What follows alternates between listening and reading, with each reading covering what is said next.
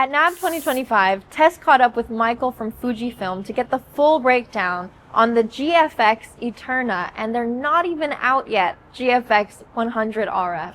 Let's check it out.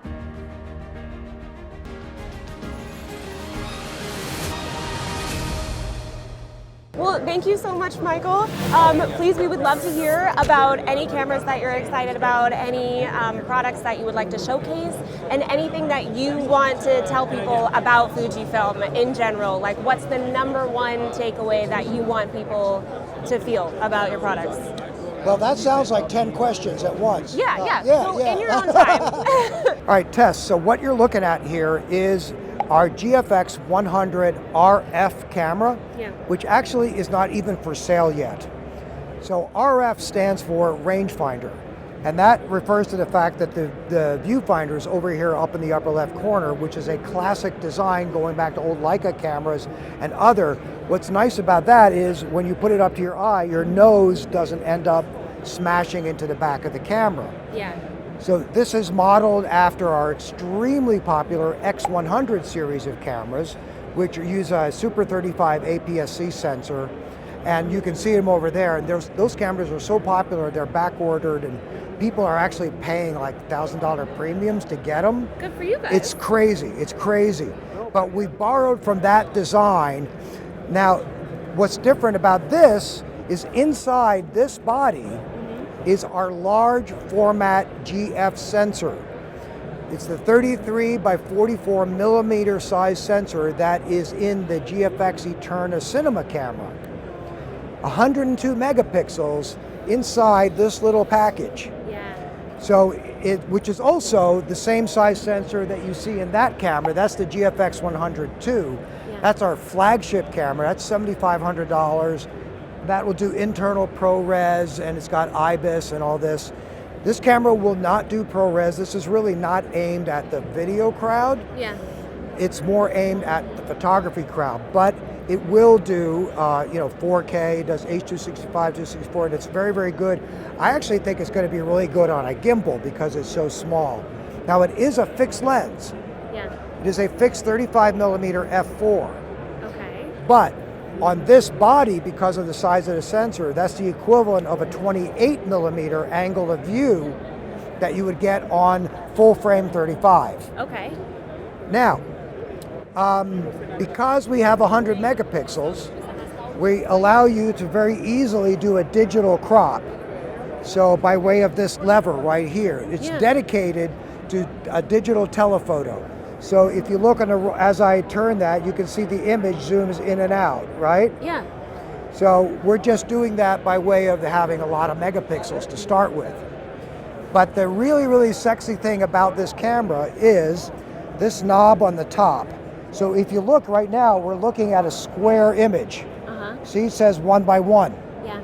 So just by turning that wheel, you change the aspect ratio. I was going to ask you about the aspect ratio that you had on there. So this one right here labeled 17:6. Yeah. We had a 6:17 aspect ratio film camera that took 120, 220 film. You would get like 4 shots per roll. Yeah. It's based on that. Does it crop it in the digital image? Wait, It is baked in. It is baked in. Yes, it's actually cropped into the digital file. Now the raw file is always full sensor. That does not crop the raw file.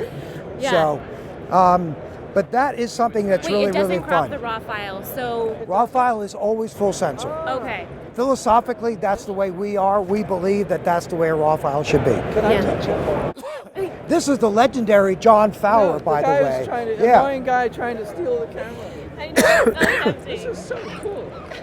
Does it come with a strap? It does come with the strap, John. It also comes with the adapter ring that goes on the front. So this is that fixed lens, the 35, right? It comes with the adapter ring, which allows you, so you put that on the front. Oops. You screw that on. And it comes with the filter, but also it allows you to put this bayonet lens hood right on there. So now you've got a very, very sexy looking camera with this slide-on lens hood as well. The price is going to be $4,800, No, what's the but filter that you use? it's a 49 millimeter. clear or? Well, it comes with a clear. That's what it comes Oh, with. it's a clear. Yeah. So the filter is necessary to keep it weather sealed. The camera is weather sealed. Oh. Good. But because the lens actually slides inside a barrel, in order to maintain the weather resistance, you've got to have the filter on it. So we provide that for you as an option if you want it. Amazing. Yeah, did you see, did you turn the wheel? Yeah, I Yeah, love the that. aspect ratio But wheel. that's interesting. I did not know that RAW is not cropped. And the Yeah, JPEG it's is- not cropped, it the is JPEG flagged. is cropped? Yeah, it's flagged, and so it it will show you when you open it, like ACR or something, what your frame line was. Okay, or when you go to playback on here, if you shoot RAW only, but you're actually looking at it in if you're looking at it in 1x1 Yeah. or something like that, the camera will show you a 1x1 box. It'll show you where it's So you where can it's recover the RAW file to Oh yeah, yeah, yeah. full open gate. Yes, you've always got open gate on that. Thank you. So Sold. RF stands for rangefinder, RF stands for rangefinder. which means the viewfinder is off to the side a little bit. It's not centered like on most modern digital cameras. And this is a throwback to old film cameras. It keeps your nose off the screen, gives you a better sense of the world outside the frame, and makes the shooting experience feel more classic and tactile. So when we're talking about sensors, Large format GF sensor. we're talking about Super 35 and APS-C. They're essentially the same size, smaller than full frame, and they're meant to match a 35 millimeter film print. They're cinema workhorses. They create a great image. They have a nice crop factor and perfect reportability, but they don't catch as much light or detail as something like a full frame sensor or a large format might. So this camera has 102 megapixels, 102 megapixels. which means that it captures so much detail that you can crop in, reframe, or even punch into a shot like a second camera. You don't just get one composition, you get multiple, all from a single image. It's perfect for giant prints or ultra clean digital zooms. Change the aspect I was going ratio. to ask you about the aspect ratio. Changing it changes the feel of your footage. A square frame might feel vintage or modern depending on context. A 17:6 ratio is more panoramic. You've always got open gate on that. So when we shoot open gate, that means that the camera is using the entire sensor area, not just a 16:9 or 2:3:9 slice of it. This is especially valuable for VFX, vertical formats, or future proofing. You can crop later however you want. It's the shoot first, decide later method. We have had our GFX line of cameras now for almost 5 years, something like that. So they're using a 33 millimeter by 44 millimeter size sensor. It's bigger than full frame. Okay. So we like to think, well, you know, people make a big deal about full frame, and we say ours is fuller than yours. The image diagonal is 55 millimeters. Okay. So the 4:3 aspect ratio is especially interesting for people doing anamorphic, because it's very, very tall. Yeah.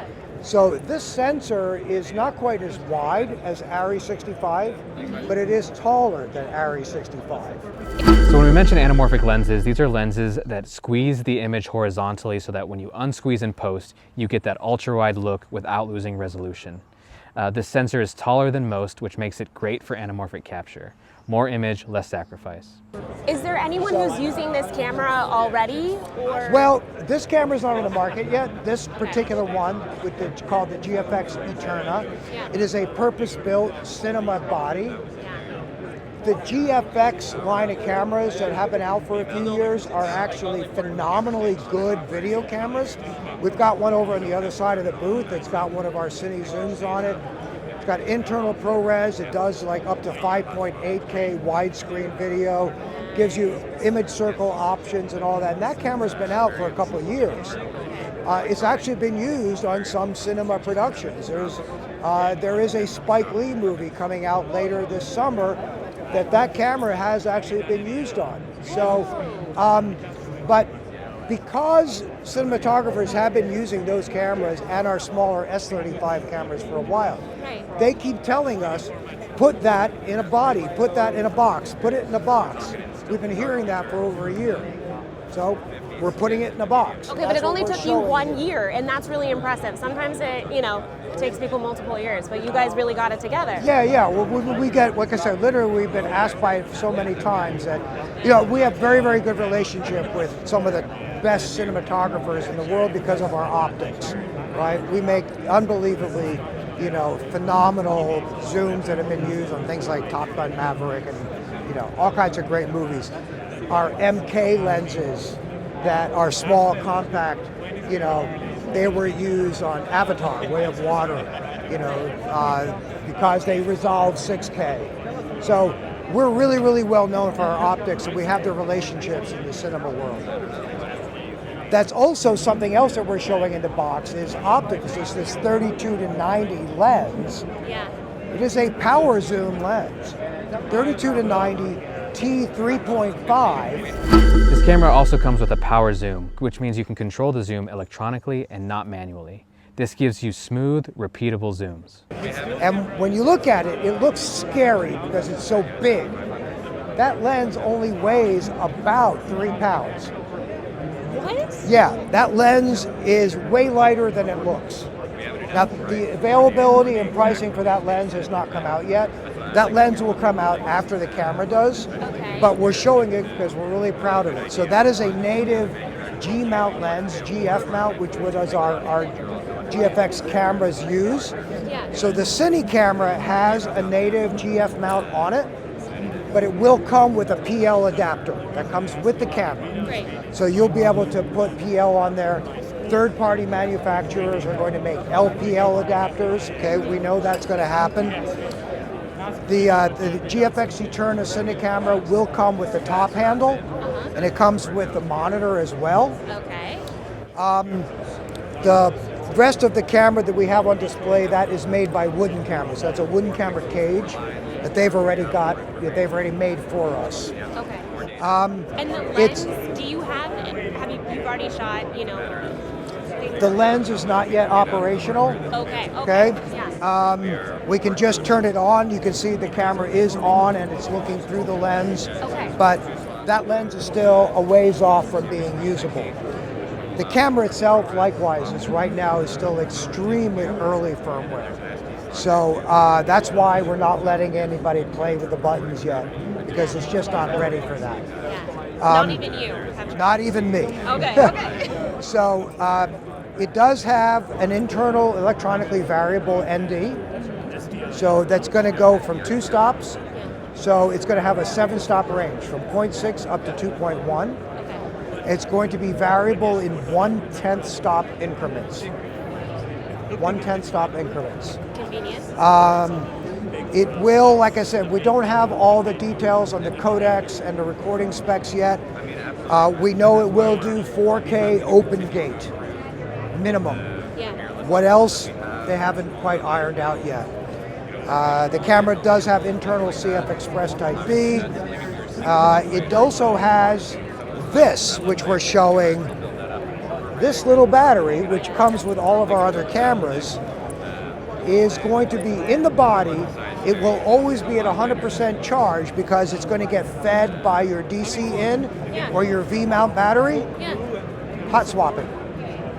So you never have to turn the camera off because this will always be at full charge.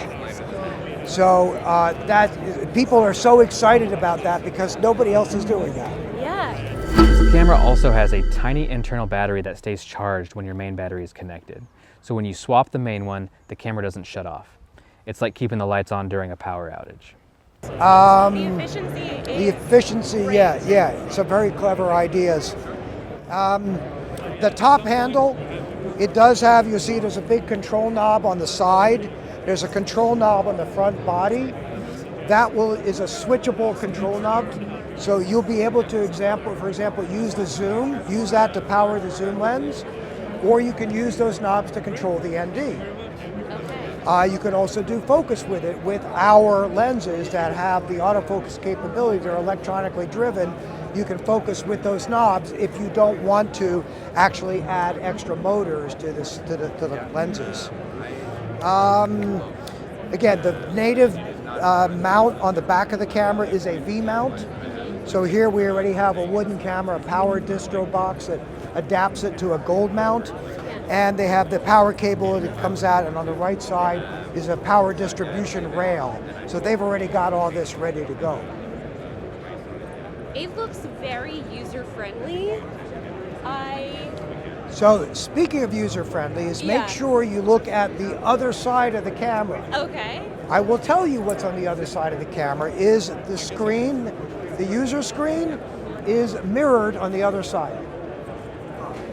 Wow. So you can have two ACs looking at the camera at the same time, got full information out there. Yeah. That's amazing. Cool. I think you answered all of my questions. All Yeah. 10 of them all at the same time. Glad to hear that. Okay, and just to repeat, we still do not have a timeline on when it's going to come out. Yeah. We do expect it should be this year, but we also do not have pricing information. Everybody wants to know, but we do not have Not pricing even a best information. guess. Nope. Of what? Okay. Well, yes, I guarantee Yeah. it'll be under $1 million. That's so great. I go on record, it'll be under $1 million. Yay! Yeah. There's hope for us. Okay, all right. I can't wait to see the other side of this camera. Yeah. And I can't wait to try out the lens when it is available to try out. Yeah. And to find out the mysterious pricing that is guaranteed below $1 million. Under there.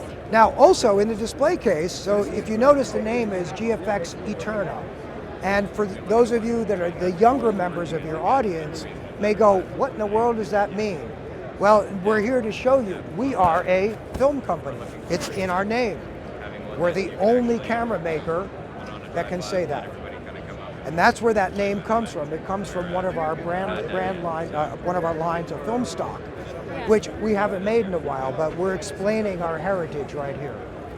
That is so special. I mean, I'm part of a group of people that definitely love movies that are shot on film, and it's a very precious medium. And so the fact that you are bringing that essence into your digital cameras is incredible. Yeah, we actually know the color science. I mean, that's a big word to throw around, but we really are a color science company as well as a hardware company. And especially when people are shooting on digital and then want to get that film look afterwards and using the color science and going to third parties, the fact that it sounds like a lot of that is already done within, camera. Yeah, you'll be able to shoot with some of our different film simulations or use the F-log, tone curves that are in there.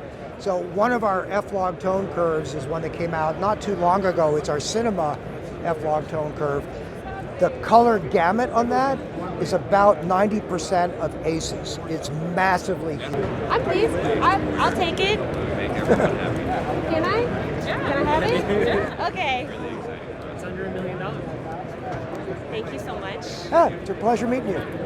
Enjoy the show. Thank you. I can't wait to look at the other side of this camera. Do you mind? I'm just going to go. You got, yeah.